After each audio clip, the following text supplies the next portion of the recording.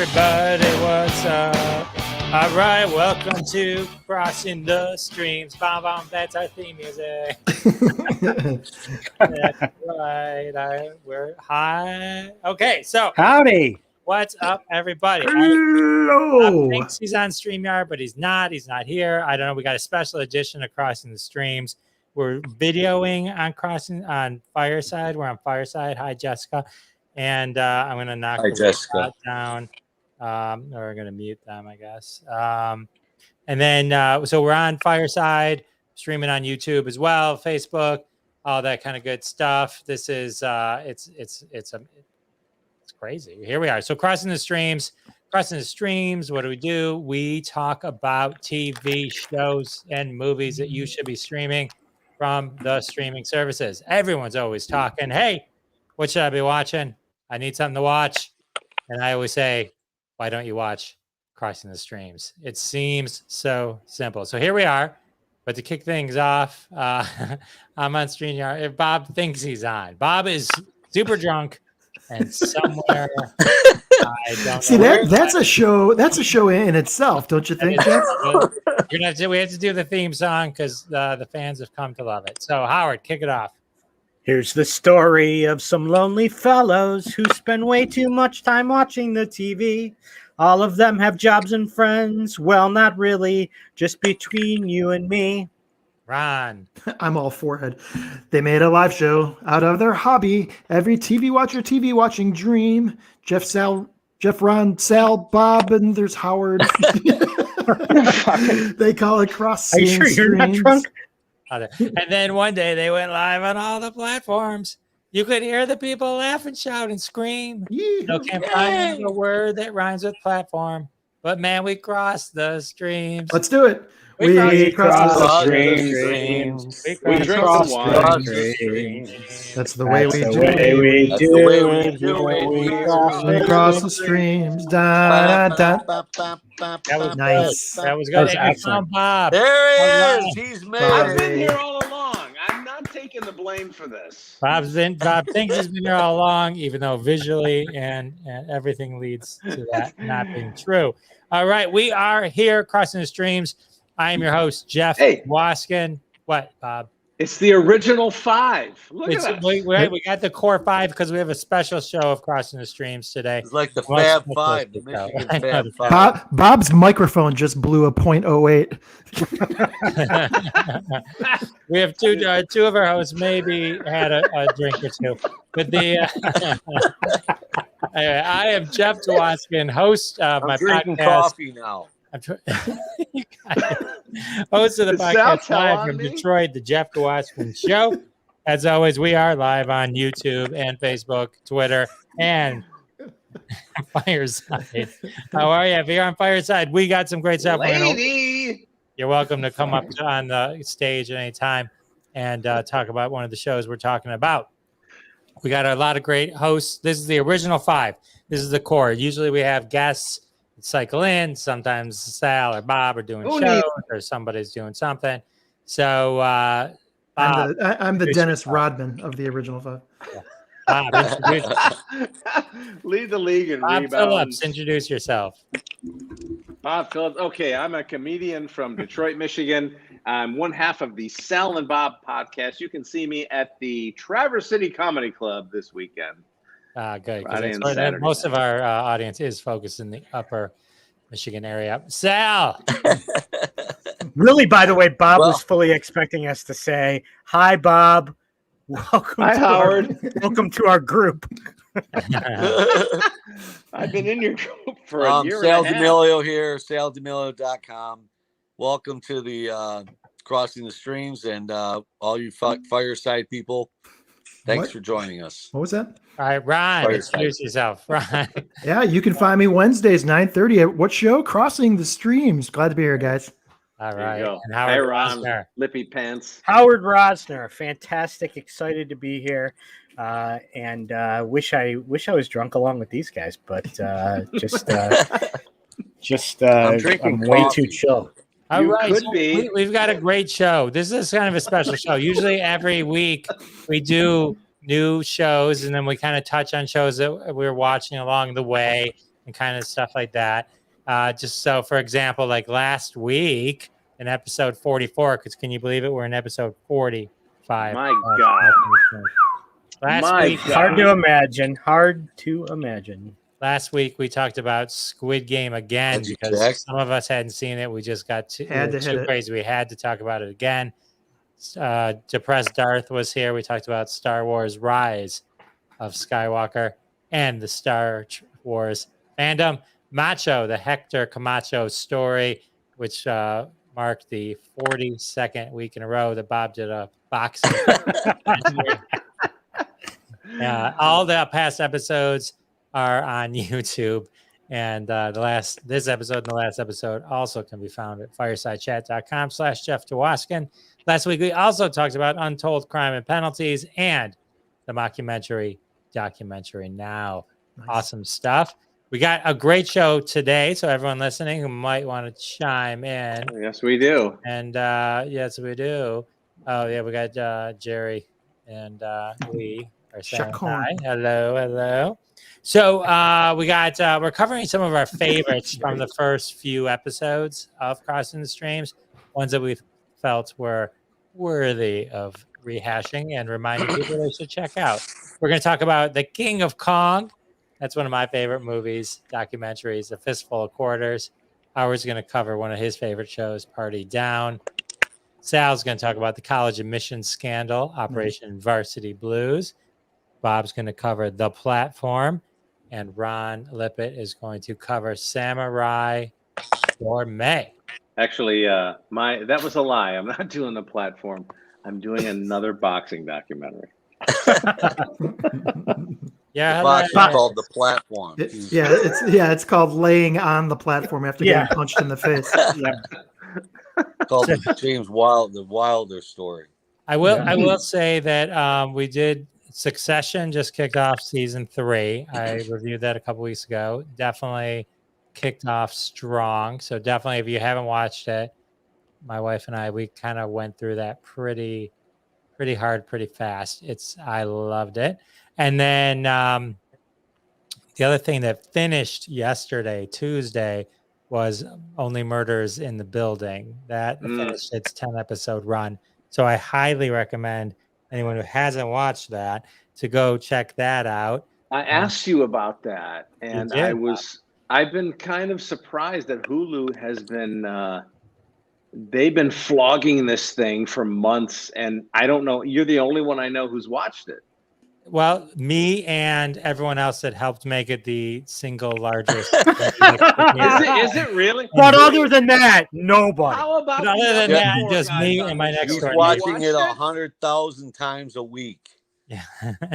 It's the big, well, first of all, if you love Steve Martin, it's classic Steve Martin and Martin Short. I do love Amazing. Steve Martin. They're amazing together.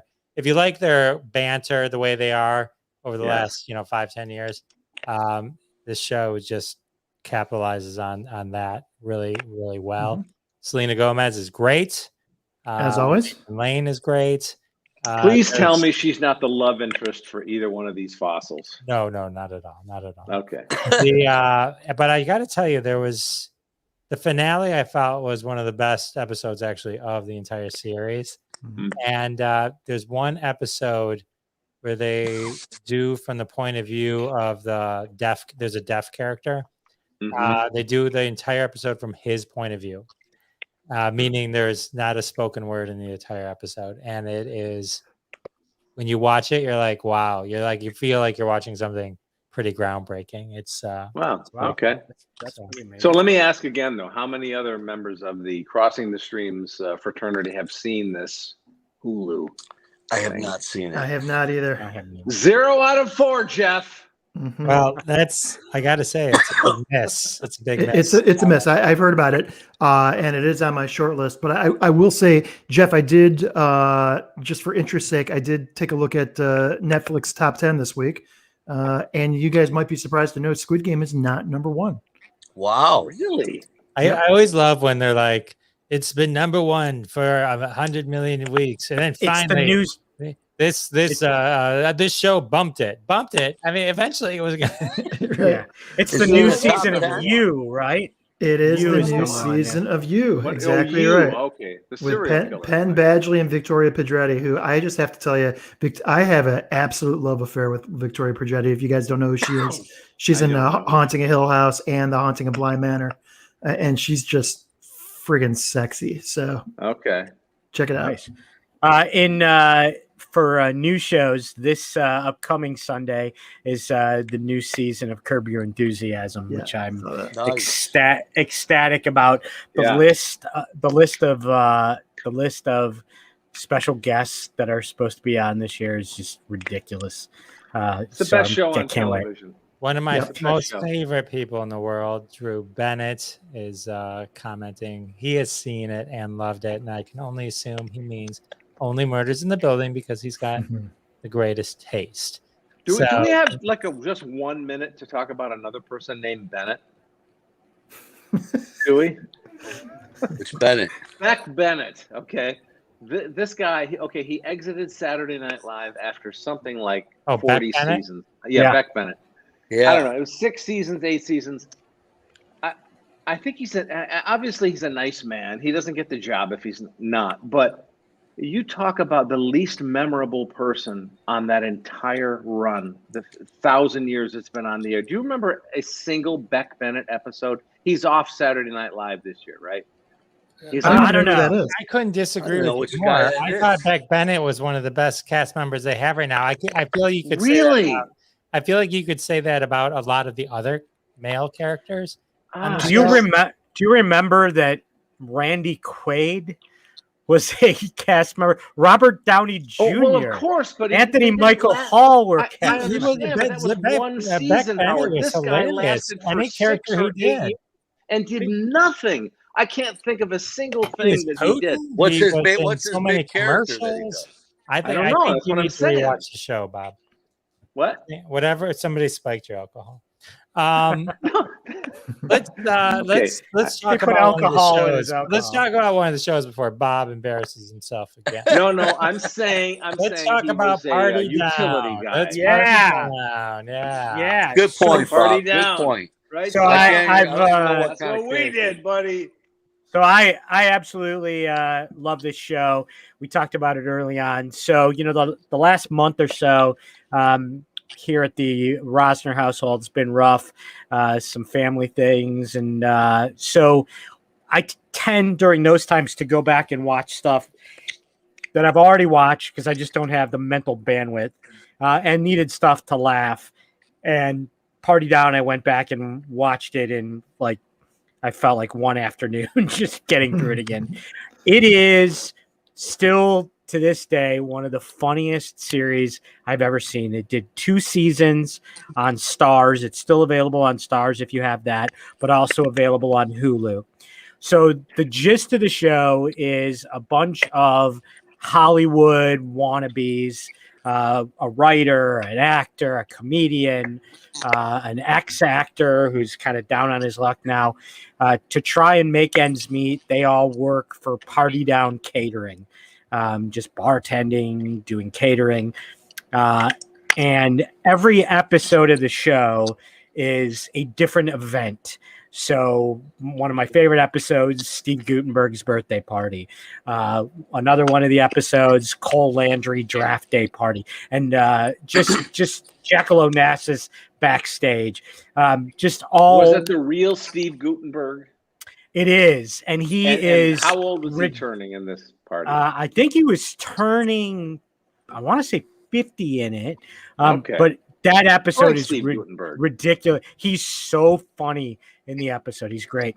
So the show was created by most of the folks that were responsible for the Veronica Mars series, and including another major creator and executive producer, Paul Rudd.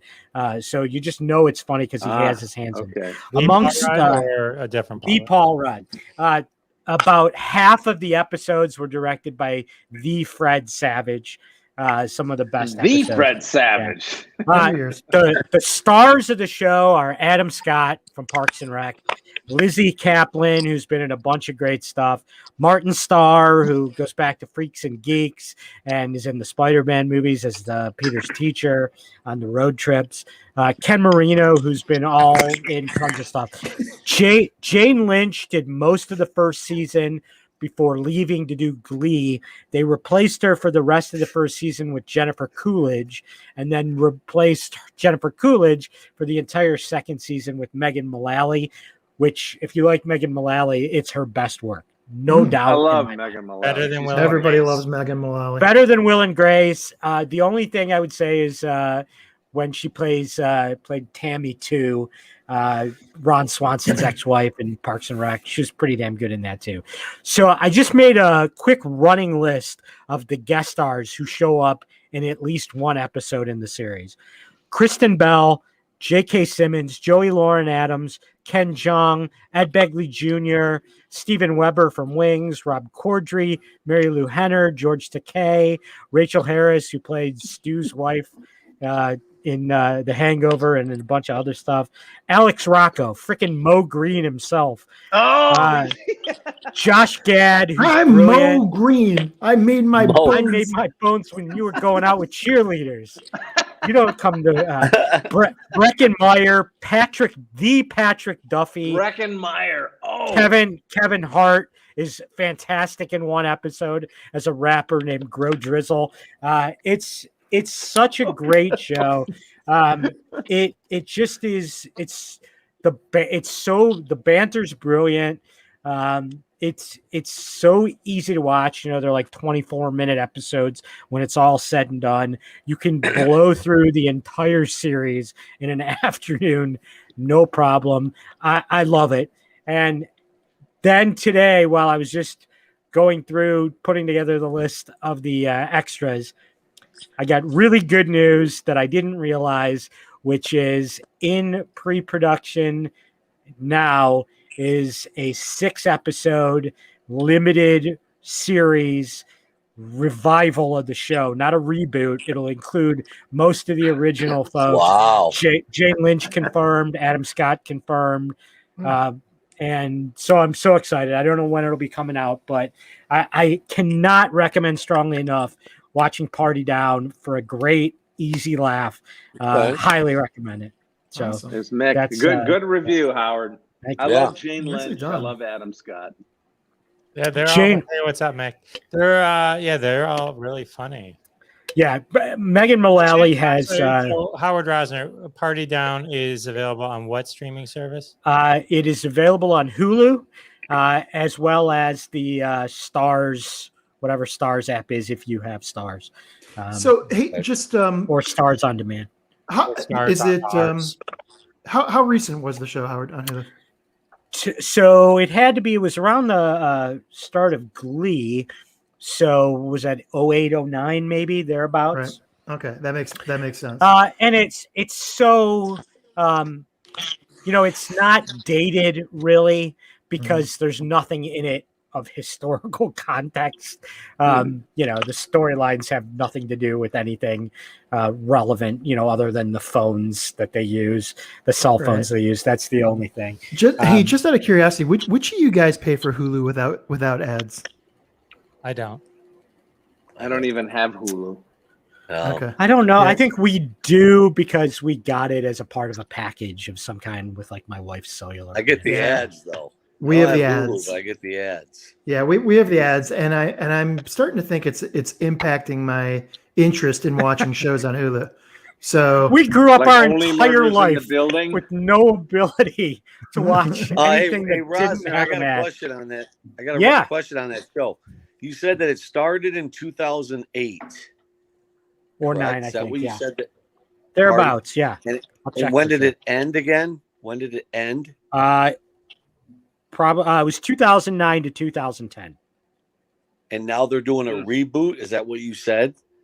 Yeah. Well, because everybody went to do other series. Jane Lynch went to do Wow, Glee. it took 11 years Lizzie- to do a reboot. Wow, it's crazy. Yeah. They talked originally about trying to write a feature-length movie to do that. And I think that just fizzled. But instead, I think they're going to do this 6-episode limited series. Okay. So, yeah. Okay. I'm very excited. It's kind of crazy how it took so long, you know. Can I tell you a little trivia here? Twitter trivia about Megan Mullally. Sure. She Yeah. followed me on Twitter. Now, I got to credit Jeff Dwoskin for giving me the wherewithal to get the Twitter following that I have, because he showed me some critical tips and tricks over the years. And for some reason, she followed me. I don't know. Maybe it was 6 or 8 years ago. And then she retweeted me a lot. I was always like, oh, wow, Megan Mullally likes my stuff, right? And then she stopped following me, and then she unfriended me or whatever, unfollowed me, right? I'm like, wait a minute, what happened here? And then she started following me again about 2 years ago and retweets me. I don't know what that's about, but she thought it was she thought you were emo Phillips originally. Emo. I don't know, But but I always everyone thought just Megan tuning Mullally is in. We sexy. got some great stories, like the one Bob just told about Megan Mullally.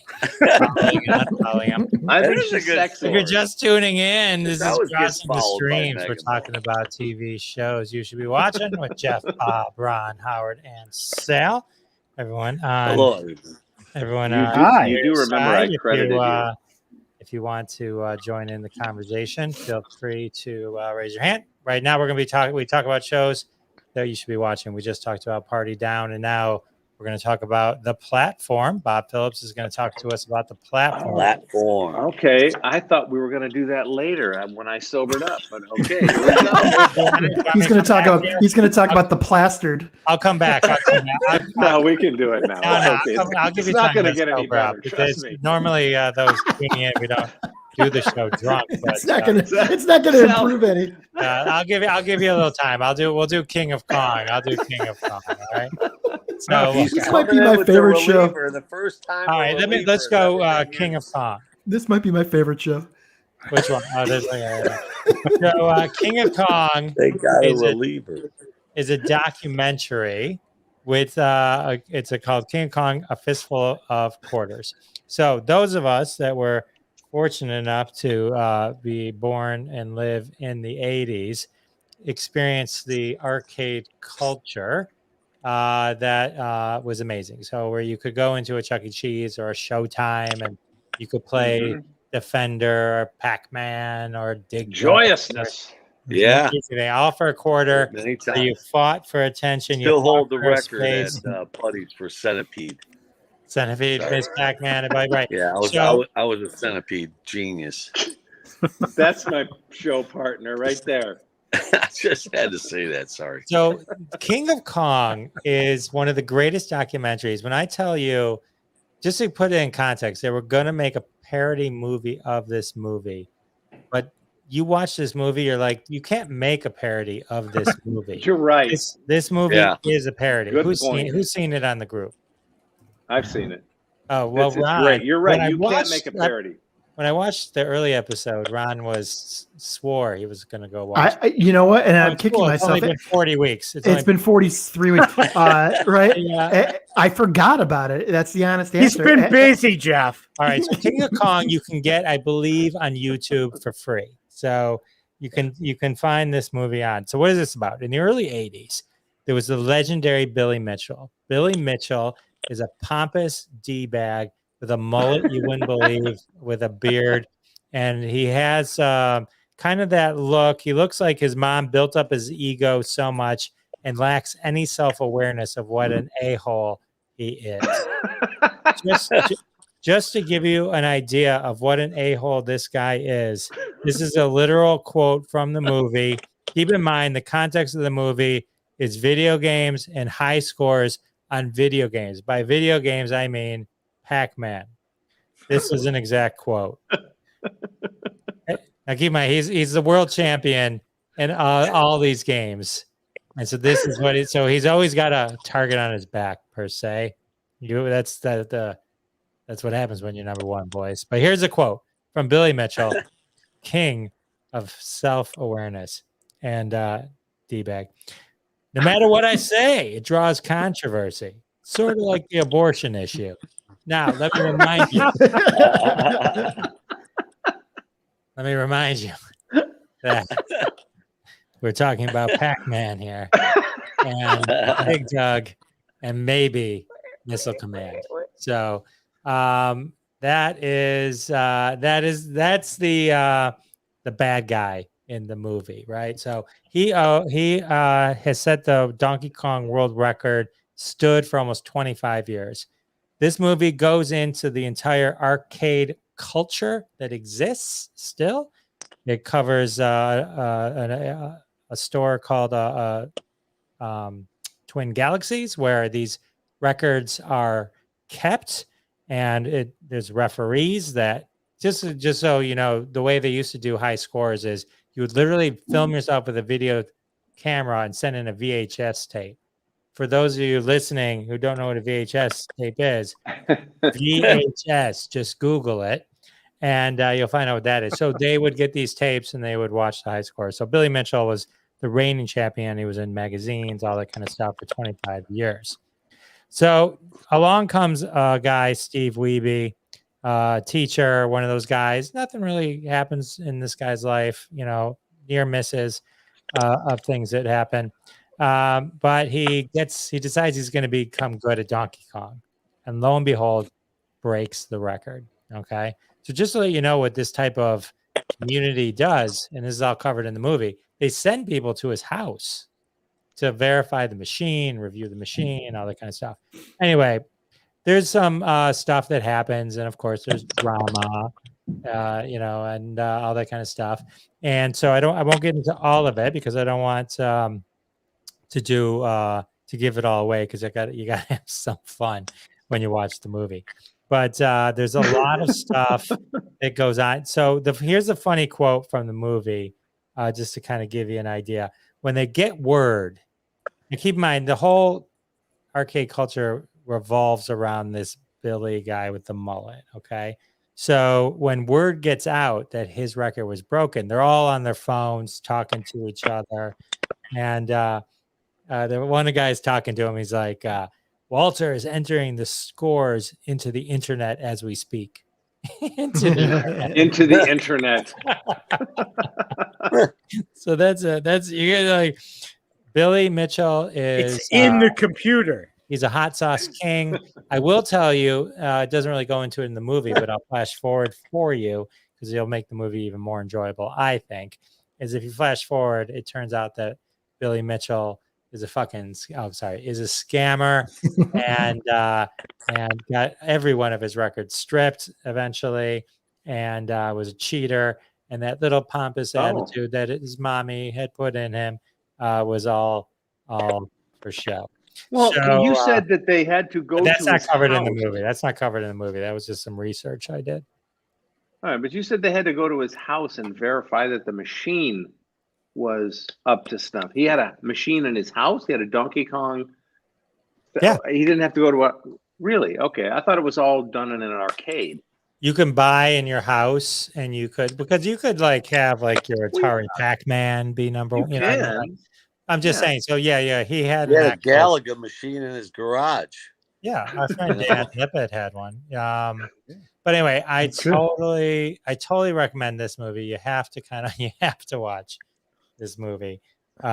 King of Kong, A Fistful of Quarters. It's fascinating. I believe you can just watch it on YouTube. It's like 90 minutes. It's worth every second. I'll say what I said last time. At the end of those 90 seconds, you will say, Jeff, thank you. That is the best 90 minutes. 90 minutes, not 90 I've ever seconds. spent. Okay. His wife says thank you for the 90 seconds. Boom. Hey, by the way, for all our listeners, if you hang on, we have a special surprise at the end of the show, a montage of Bob Phillips clicking microphone. No, I think that's That's not me. That's not me, Howard. Jeff, I think I told this story last time. I am going to promise. I promise you guys I will have this watched by the weekend for sure. Because I remember being enthusiastic about it, and I just plumb forgot about it.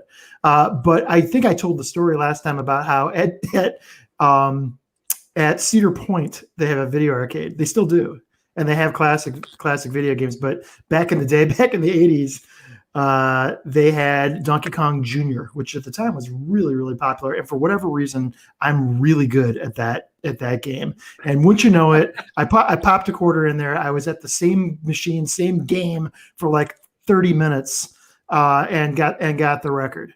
Right. And I named myself FUO.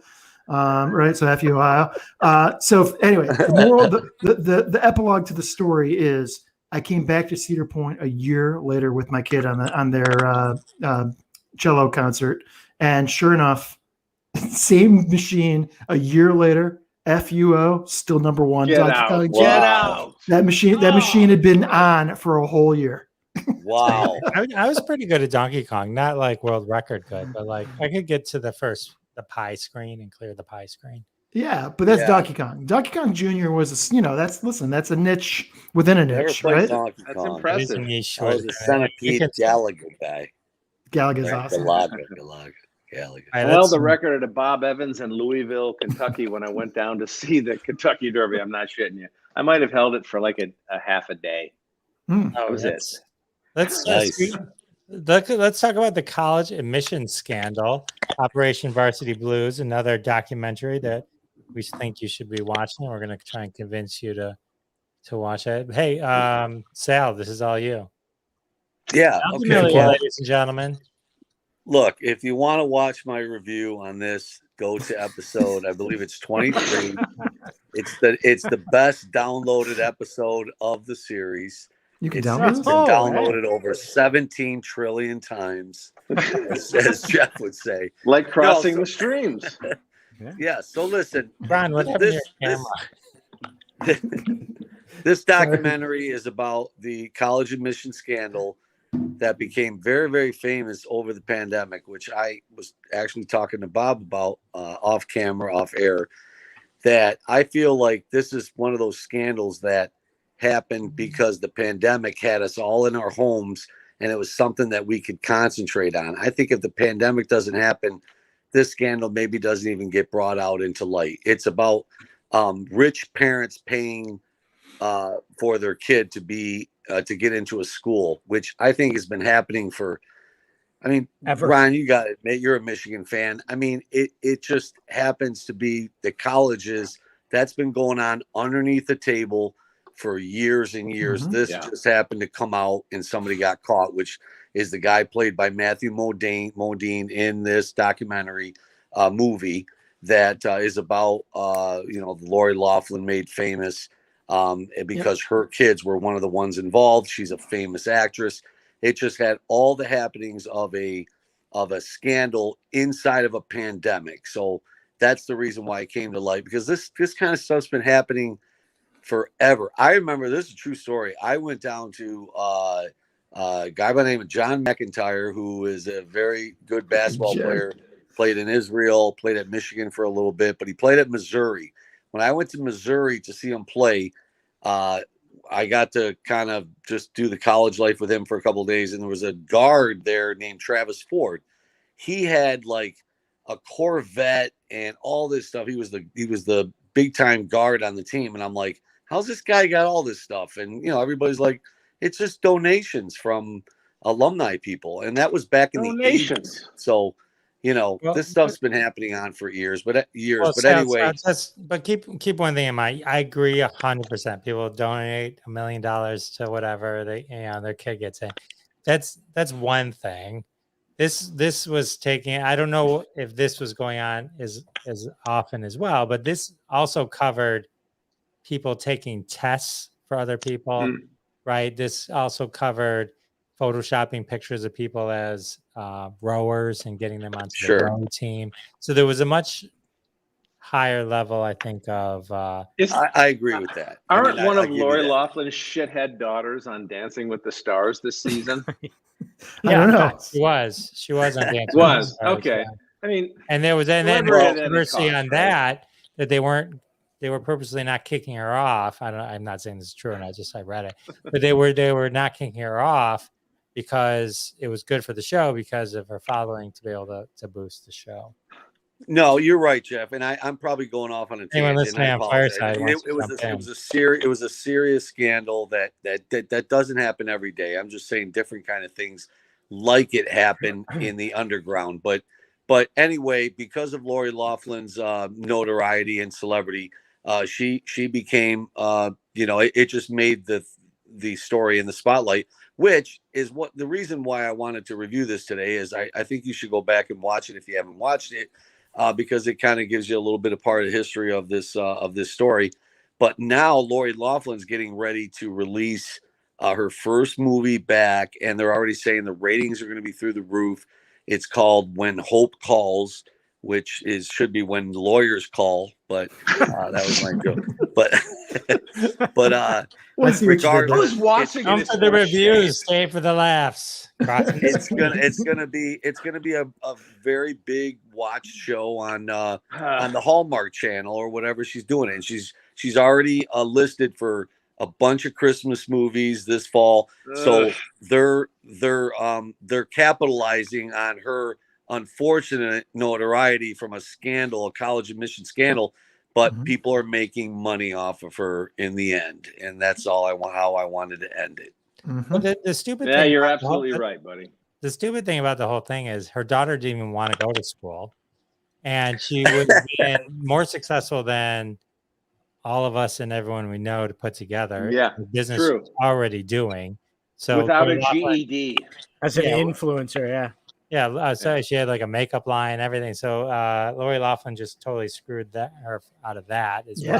She lost it all. I was shocked to see how far people would be willing to extend risk to get into friggin' USC. All due respect to my California friends out there. USC. Like it's not like you're Harvard, yeah. You're right. It's not Harvard or Stanford or MIT. It's friggin' USC, and you're gonna put yourself out like right. that? Yeah. Sorry, Lee. Yeah, true. True. Hallmark movies are kind of the antithesis of the Lifetime movie, right? Where everything is, right. the sneaky babysitter, who's gonna murder you in your sleep. So. Well, the Christmas specials crack me up. They're all the same. If I remember your review, Sal, didn't the Mathew Modine piece?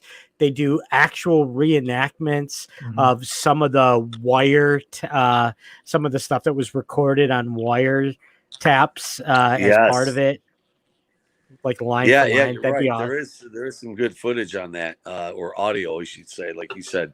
But yeah, they do. I mean, it's an interesting watch. There's no doubt about it. You're seeing really the inside scoop of how this guy developed this. I think his name is Rick Singer. This guy just developed this whole scandal. I mean, he made a lot of money. He made it kind of reminds me of like he whenever somebody tried to get into a college, that guy made money, which is what I was watching. Like I think it was TMZ or something. They pull up and get a millionaire or whatever in a car. And they asked this guy, he had like a $300,000 car. And they asked this guy, they're like, what do you do? Because he wasn't a celebrity. And they're like, what do you do? And he's like, well, he goes, have you ever gone to the doctor? And the guy goes, yeah. He goes, have you paid with a credit card ever, like a medical bill? And the guy goes, yeah. He goes, I get a percentage of that. He goes, I get a percentage of every single credit card transaction for a medical bill in this country. And the guy, God knows how loaded that guy is, but that's his patent. He patented that idea. And so anyway, just to go to show you, people make money doing anything in this country, And here we are doing podcasts. What's wrong with us? I know. Speaking of which, let's talk about the platform. Yeah. Let's get back to the platform. He's on. He's going to come out in the 8th inning here. Strap in, everyone. All right, Bob Phillips is going to be talking about the platform. This is a show on what channel, Bob? It's on Netflix. Netflix? It is, without question, the most unrelentingly bleak hour and a half you'll ever see on any screen. But there is something so compelling about it that I watched it twice. Okay, now this is a Spanish film. And it's dubbed in English. They don't have the subtitle version. So, and that's what I prefer over a dub. But they did a pretty good job with it. Now, the whole premise to this is that there's a prison, okay, and it's a vertical prison. It's when you think of a prison, you think of a kind of a spread out thing, maybe 1 or 2 stories, and a big prison yard and all this. Well, this prison, I can't tell you the number of floors in this vertical prison because that sort of plays into the plot. But there's over 200, okay. So if you could picture like the Manhattan prison where Jeffrey Epstein didn't kill himself, Rikers. Yeah, or no, it was in Manhattan actually, and so this is something over 200, and it begins with a guy waking up in this particular prison. He's on a floor, and there's a number on the wall, and there's a hole in the ceiling and a hole in the floor, into which come food for him and his cellmate to eat, right? And you don't know really where he is in the hierarchy or what floor he's on, but you kind of get an idea of it because there's this on this platform for which the movie is made. There is all this food and wine and stuff for sustenance for people to live on, and it comes down through the building and stops at each of one of these floors. Now, each of these prisoners to a floor eats what they want, and then lets the rest go down, through this vertical prison.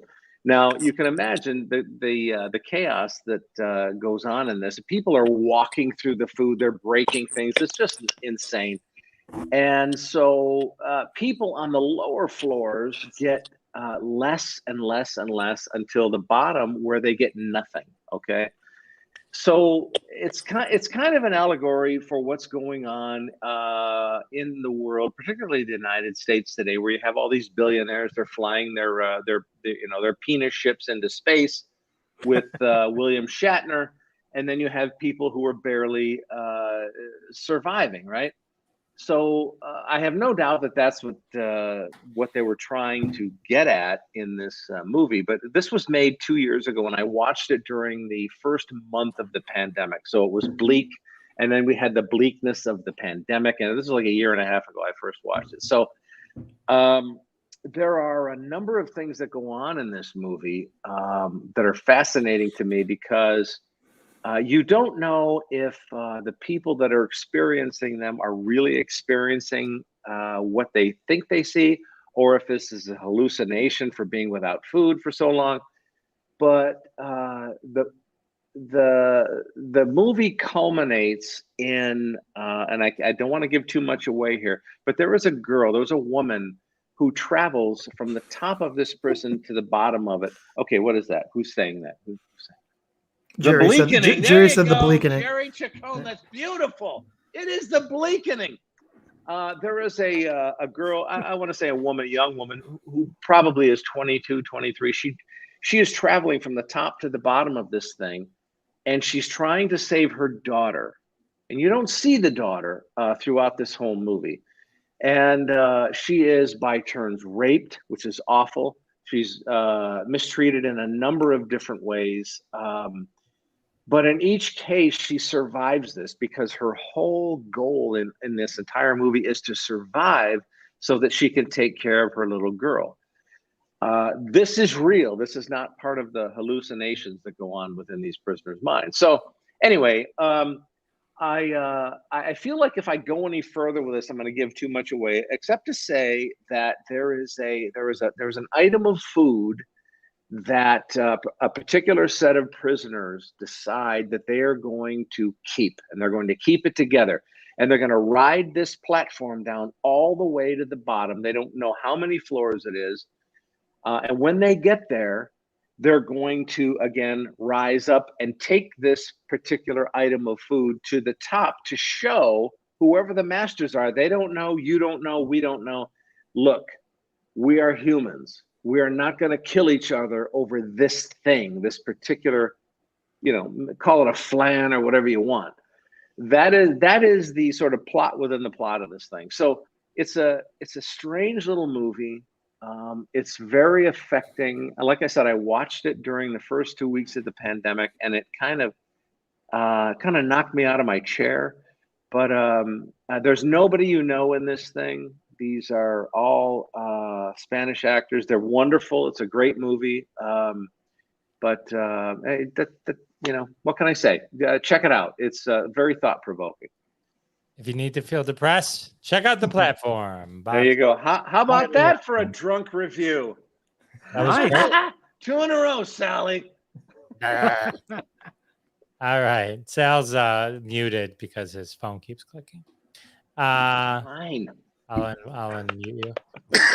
All right. So we got one more to go. We saved everything, the best for last. Oh, please. Come on. Lippy Pants. Ladies and gentlemen, Baron von Lippy this Pants. show looks delicious. It's the next one we're going to discuss is Samurai Gourmet. This has been an amazing show. Now, Down platform. Who's watched it? Come on, be honest. I have not. Who's watched it? Never even heard of it. Never even heard of it. All right. So let me just tell you this at the outset. The reason I am reviewing this show the second time is because this show is my very favorite show to offer to people as a suggestion on Netflix if they've never heard of. Every time hearing back from people saying, how come the show is not the best show on Netflix, the most popular show on Netflix? This was the best recommendation you could have ever made. So is it a real life show? Is it a documentary? No. So let me explain what it is. It's 12 episodes. And one of the things I love about Samurai Gourmet is these are 20-minute episodes. It's nothing. You can binge the whole series, in an afternoon. It's fantastic, right? And the whole premise of the show, Samurai Gourmet, is it's all in Japanese with English subtitles. You can do the dubbing, but as we've discussed over and over again, the dubbing sucks. So I do the Japanese with English subtitles. The whole premise of the show is this is a career a Japanese worker who is in his first moments of retirement, and his entire life has been controlled by his company. He's never eaten outside of a company cafeteria or in his own kitchen with his wife. And so he is now retired on a pension, and he is experiencing food and ordering food for the very first time in his life and experiencing life through this food. But the problem is he's so timid and meek. He doesn't know how to order. He doesn't know what to order. He's afraid he doesn't belong in any of the places that he's going into. So he builds this counter character to drum up the strength to make the orders that he wants to order. And he becomes this samurai just for a moment to have the strength to be able to order what he wants to order and experience this food in the way that he needs to experience it. So the samurai kind of becomes his alter ego until he can come back to being himself and enjoy his food. And I will tell you, it is a delightful show. It is warm. It is beautiful. It's incredibly well shot. The food is amazingly photographed.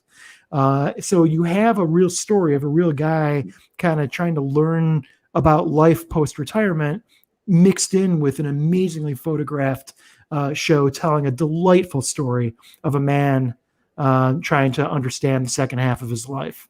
And I just cannot recommend this show more strongly. My kids pine for these episodes. They all have their very favorite of the episodes. There's 12 of them. We all have our favorites of it, and they will continually ask to go back to certain episodes for various reasons. This show was produced and filmed in 2017, and we were praying that there would be a follow-up series because it's so obscure and so unique and so quirky. It's kind of one of those series that you wouldn't expect a second season for it, but lo and behold, we just got the great news just this past month that season 2 of Samurai Gourmet is out this March, and I am totally freaking psyched about it. So please check it out. Here's my ask of you guys watching, and you guys as my fellow crossing the streamers. That doesn't sound right. Check out. Just watch one episode. Because the vibe of one episode, it's 20 minutes, it's nothing. The vibe of one episode will tell you whether you'll love the entire series. Because now, is this, it carries on. This is did I miss something? Is it subtitled or dubbed? It's both, but I prefer the subtitles. Yeah. Okay. All right. I'm going to check that out. Yeah, so it's on Netflix. It's not going to be on any of your algorithms, so you're going to have to do the manual typing of Samurai SAMU. Which, by the way, if you don't have Apple TV or Roku, just not being able to voice prompt what you're looking for, typing in on these devices suck. Horrendous. It truly does, doesn't it? It really does. Even Xfinity has it. Yeah. We need to create like a Crossing the Streams bingo card, and then when people can fill out all the shows that we recommend, they can cross them off. Yep. Then Bob gives them like a rocket or something. a fifth a bottle of bourbon. Ron, on your Fireside app, is your image frozen? Because you're frozen to me. Oh yeah, I'm frozen because I'm typing on on YouTube. I'm sorry about that. I'm making comments on our own comments here on the show because I'm an idiot. So apparently, when I do that, it freezes. Fantastic. Baron von Lippy Pants is commenting on his own. Right. When you're commenting on your own shit, then you know that you're lame and you're pathetic and you don't belong somewhere. That's what that means. Or you've been at the exchange in Northville for 3 hours with Sal and Bob. Boom. Boom. Right. So all right. Well, hey, Sal and Bob, pitch your podcast. Let everyone know what. All right. The Sal and Bob podcast. 700,000 podcasts in the country right now. Number 50 for comedy and interview. Not bad. Nicely done. For a couple of guys. You can check us out on, we're a proud member of Perfecta Podcast Network. My buddy Sal has a great CD out called Fettuccine Alfredo. You can hear it on XM Sirius. I have one out. The latest one is a $10 gift card on Tour Records. And Sal, you're going to be at One Night Stands this weekend in Waterford, Michigan, right? That is correct. One Night Stands Thursday through Saturday. Yeah. One Night Stands comedyclub.com. Check it out and listen to the Sal and Bob show. Yeah. You can see me in Traverse City platform. Traverse City Comedy Club this weekend. Awesome. And where can we find you, Ron? You can find me. You were just on the Mick show. I was on Mick Manhattan show. Thank you, Mick. Glad to be with you. I did not get to hang out with CRP that day, but that's okay. But yeah, Wednesday nights 9:30 as always. Crossing the Streams, part of the Jeff Dwoskin universe. Number one show in the Dwoskinverse. Restore the Dwoskinverse. It's trending right now. Roz, what's up with you? Not much. I'm trying to get back to a normal life this upcoming month, the end of the NASCAR season. So looking forward to that. I've got a tight 30 that kills in my living room. My wife is multiple downloads of my my personal podcast to her.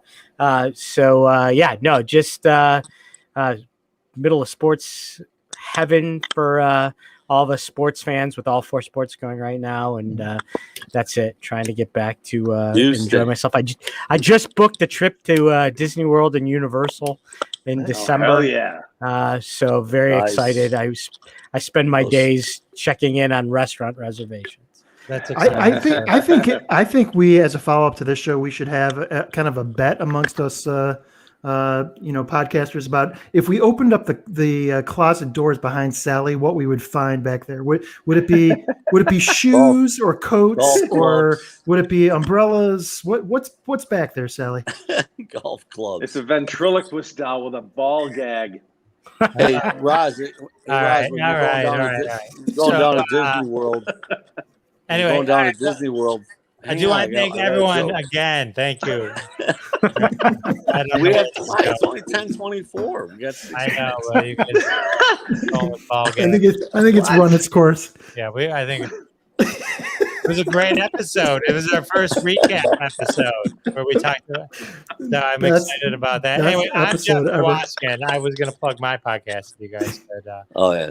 Yappy down. The Jeff Dwoskin Show is now ranked in the top 1% of all podcasts. Nice job. Hell yeah. Notes.com. Pretty excited about that. Congratulations, Jeffrey.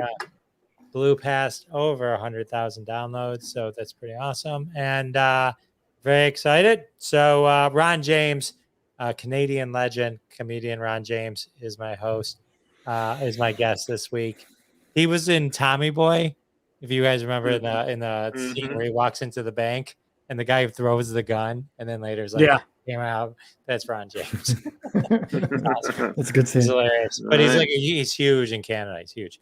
So anyway, so that's cool. Also, we've talked a lot about Kevin can F himself. I had Eric Peterson on a couple weeks ago as well. He's Kevin. So that was cool. Anyway, check that out. Check out Silent Bob. Check out McManhattan and Ron. Check out Rosner. Check us all out. We'll be back next week. Thanks to everyone on Fireside that joined us. Woo! That was awesome. I'm going to end the show. And thanks, everyone. And that has been another episode of Crossing the Streams. Join us every Wednesday at 9:30 p.m. Eastern Time, live on Facebook and YouTube. Follow The Jeff DeWaskin Show on YouTube to be alerted every time we go live with your hosts, Jeff DeWaskin, Ron Lippett, Howard Rosner, Bob Phillips, Sal D'Amelio. We're all in the socials. Follow us. Listen to our podcasts. Live from Detroit, The Jeff DeWaskin Show, The Sal and Bob Show. Check them all out. And we'll see you next week and every week when we cross more streams right here. See you then.